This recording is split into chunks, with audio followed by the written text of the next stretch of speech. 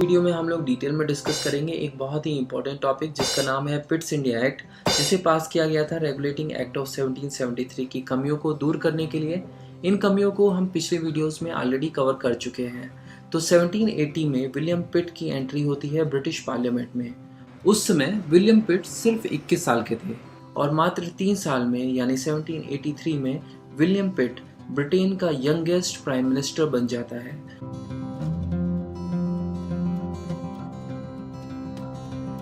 और विलियम पिट के नाम पर ही ईस्ट इंडिया कंपनी एक्ट 1784 को पिट्स इंडिया एक्ट भी कहा जाता है।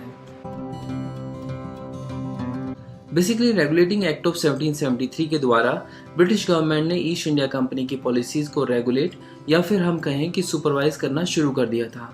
लेकिन फिर भी कंपनी का एक्चुअल कंट्रोल जो है वो कोर्ट ऑफ डायरेक्टर्स के ही हाथ में था, जबकि British government east India company और इंडियन पोजीशंस पर अपना कंट्रोल और ज़्यादा बढ़ाना चाहती थी और इसके लिए वो लेकर आए Pitt's India act.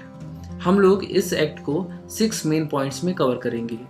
First, monopoly of trade, उसके बाद control of company, administration, central legislation, provincial legislation and revenue. तो चलिए स्टार्ट करते हैं पहले पॉइंट से, जो है मोनोपोली ऑफ ट्रेड। हमें यहाँ पर ये जानना है कि ब्रिटिश ईस्ट इंडिया कंपनी की मोनोपोली ऑफ ट्रेड में पिट्स इंडिया एक्ट में क्या क्या चेंजेस हुए।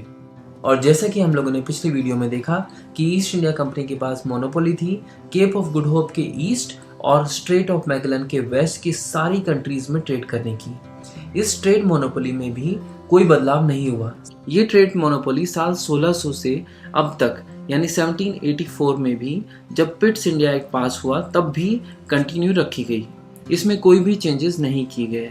तो ये चीज़ हमें ध्यान में रखनी है। नेक्स्ट पॉइंट है कंट्रोल ऑफ कंपनी, यानी कंपनी का कंट्रोल किसके हाथ में था।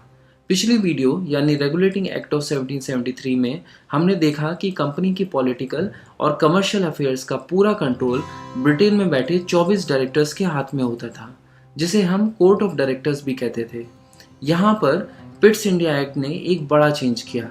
पिट्स इंडिया एक्ट ने कंपनी की पॉलिटिकल एंड कमर्शियल अफेयर्स को डिवाइड कर दिया और कंपनी की पॉलिटिकल एंड कमर्शियल अफेयर्स को सेपरेटली डील करने के लिए एक नई बॉडी बनाई जिसका नाम था board of control. Board of control में 6 मेंबर्स होते थे और ये कंट्रोल करते थे कंपनी का सिविल, मिलिट्री और पॉलिटिकल अफेयर्स को, जबकि कोर्ट ऑफ डायरेक्टर्स अब सिर्फ कंपनी की कमर्शियल एक्टिविटीज को ही कंट्रोल करेंगे। हालांकि कोर्ट ऑफ डायरेक्टर्स की संख्या में कोई चेंजेस नहीं किया गया। यहाँ पर बोर्ड ऑफ कंट्रोल एक प्योरली गवर्नमेंट बॉडी थी जिसको प्रिसाइड करते थे सेक्रेटरी ऑफ स्टेट, जो कि एक कैबिनेट मिनिस्टर होता था इन ब्रिटिश गवर्नमेंट। इसके अलावा 4 प्रिवी काउंसलर्स होते थे और एक एक्सचेकर्स। 4 प्रिवी काउंसलर्स को नॉमिनेट करता था ब्रिटिश किंग।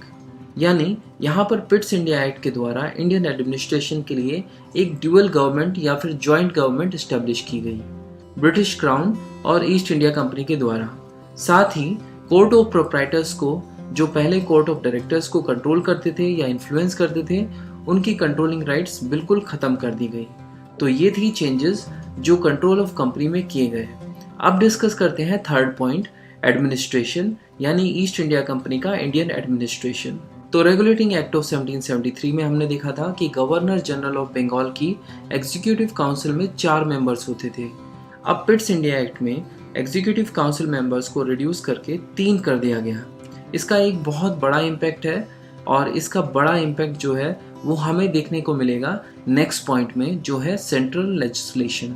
तो बेसिकली पहले क्या होता था कि अगर गवर्नर जनरल को कोई लॉ पास करना है तो गवर्नर जनरल और उसकी 4 मेंबर एग्जीक्यूटिव काउंसिल यानी टोटल 5 लोग वोटिंग करते थे और मेजॉरिटी वोटिंग के बेसिस पे फैसला होता था कि लॉ पास होगा या नहीं।